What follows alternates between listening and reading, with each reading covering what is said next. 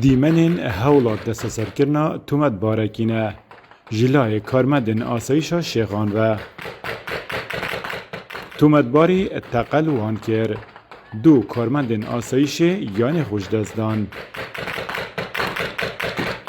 بناوه بسام ابراهیم مغاری و صدیق یوسف آفریوی سه کارمند جی بریندار بون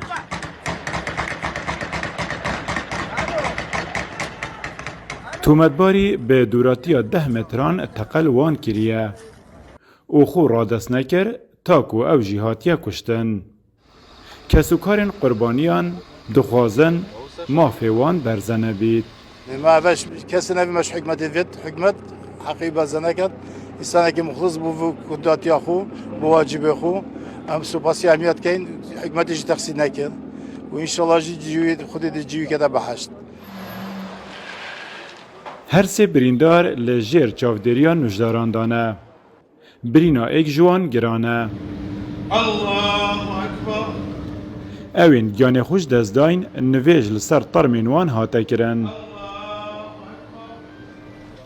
طرم صدیق لی گورستانا گندی آفریف هاو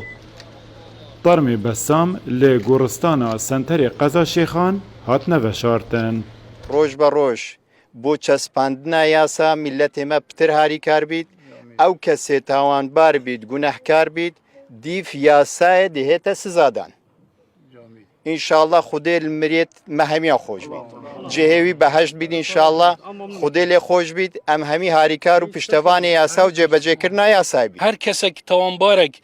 وقتی یه بردای بد پیاسب که تو نیتا گرتن ناف باجر و هات نچونه که تو ام دستا داهلی نگیرین اوقات ممکن نینه اگر 100 نفرش مبینه شهید گیرن ام دیاسای چسبینین ام دستگاه جبجه کارین یاسا حکمت هرما کرسانی دی چسبینین اگر خوب برای ما بد چاوی ما بد کی بد ام چاو فوشیل کسی که ناگین تومتبار اتقا لکارمندن آسایش کری چند سالن یه دخواست کریه بود دادگهه به تومتا بازرگانی کرنه مادن هوشبر ایوب نصری روداو شیخان